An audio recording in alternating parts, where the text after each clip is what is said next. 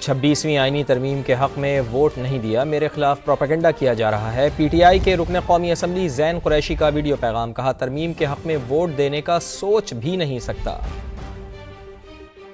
خلاف ایک جھوٹا اور بے بنیاد پروپیگنڈا کیا جا رہا ہے اور کہا جا رہا ہے کہ میں اس وقت قومی اسمبلی میں موجود ہوں اور اس 26ویں آئینی ترمیم کو اپنا ووٹ دے رہا ہوں۔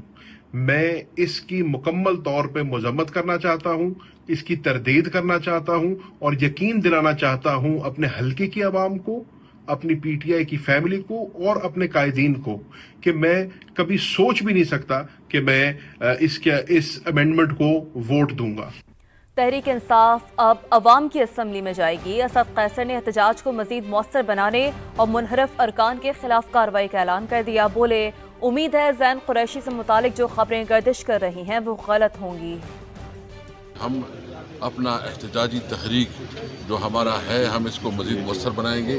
اب ہماری جو اسمبلی ہوگی وہ عوام میں اسمبلی ہوگی۔ اس کی پارلیمنٹ کو عوام کی مینڈیٹ حاصل نہیں ہے، یہ جعلی اسمبلی ہے اور اس لیے کہ جو قانون سازی ہے اس قانون سازی کی کوئی حیثیت نہیں ہے۔ جو منحرف ارکان ہیں میں پوری پاکستانی قوم سے اپیل کرتا ہوں کہ اس کے ساتھ سوشل بائیکاٹ کریں۔ مجھے امید ہے کہ شاہ محمود قریشی صاحب جتنی قربانی دے رہے ہیں، جس طرح پارٹی کے ساتھ کھڑا ہے اور جو اس کی کنٹریبیوشن ہے اس کا پرزن ہے، مجھے امید ہے ایسے کوئی غلطی نہیں کرے گا۔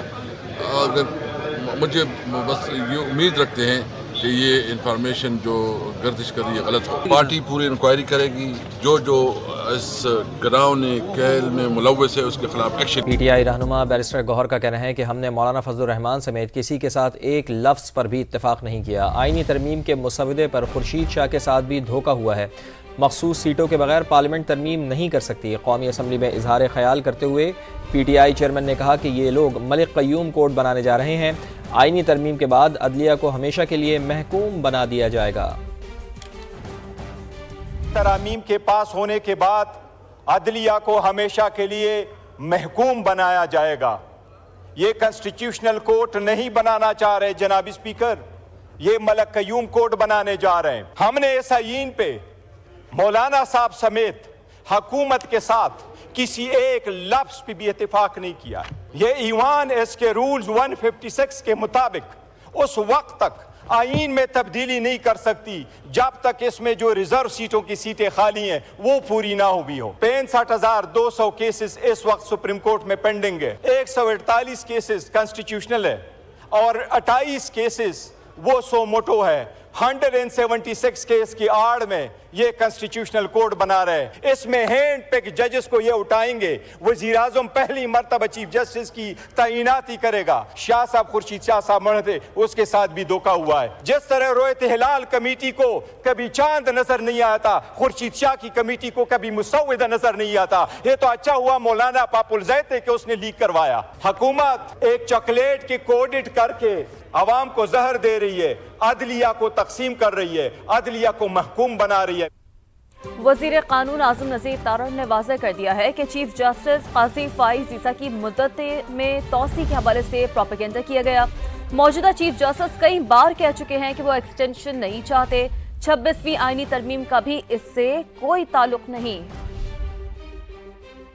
جو پروپیگنڈا کیا گیا، جو ایک بیانیہ بنایا گیا کہ یہ جو موجودہ چیف جسٹس ہیں ہمارے جناب محترم قاضی فائز عیسیٰ صاحب، شاید ان کو تقرر کرنے کے لیے کیا جا رہا ہے۔ میں آن ریکارڈ یہ بات کر چکا ہوں، آج پھر دہراؤں گا، امانت ہے میرے پاس۔ میری آفیشیل کیپیسٹی میں ان سے 3 ملاقاتیں ہوئیں ان 6 مہینوں میں۔ انہوں نے ہر دفعہ مجھے کہا کہ وہ کسی قسم کی ایکسٹینشن میں انٹرسٹڈ نہیں ہیں، وہ اپنی مدت پوری کر کے چلے جائیں گے۔ آپ اگر ٹینیور مقرر کرنا چاہتے ہیں، کوئی پینل مقرر کرنا چاہتے ہیں، کوئی نئی عدالت بنانا چاہتے ہیں، کچھ بھی کرنا چاہتے ہیں تو وہ میرے بعد لاگو ہوگا۔ میں ایکسٹینشن کے حوالے سے، ٹینیور والی ایکسٹینشن کے حوالے سے میں اس میں انٹرسٹڈ نہیں ہوں۔ 2028 سے سودی نظام کا مکمل خاتمہ کر دیا جائے گا۔ مولانا فضل الرحمان کہتے ہیں کہ جو کام کوئی نہیں کر سکا وہ آج یہ پارلیمنٹ کر رہی ہے۔ شریعت کورٹ کے فیصلے کے خلاف 1 سال میں فیصلہ نہ آیا تو وہ خود بخود مؤثر ہو جائے گا۔ پارلیمنٹ کو ایک بہت بڑا شرف حاصل ہو رہا ہے، اس پورے پارلیمنٹ کو ایک شرف حاصل ہو رہا ہے اور پوری پارلیمنٹ جو اسلامی جمہوریہ پاکستان کی پارلیمنٹ ہے اور پاکستان کے عوام جس کی اکثریت مسلمانوں کی ہے، جو دو قومی نظریے کی بنیاد پر ہمارا وجود میں آیا تھا، اور آج وہ فیصلہ دے رہی ہے کہ 2028 کے بعد ملک کے اندر ہر طرح کے سودی کاروبار اور معاملات یہ ممنوع ہوں گے اور کاروبار سے پاک ہوں گے۔ وہ اتنی کمزور عدالت ہے ہماری شریعت کورٹ کہ اس کے خلاف کوئی درخواست دے دے تو ان کا فیصلہ معطل ہو جاتا ہے۔ اب اس کو مضبوط بنانا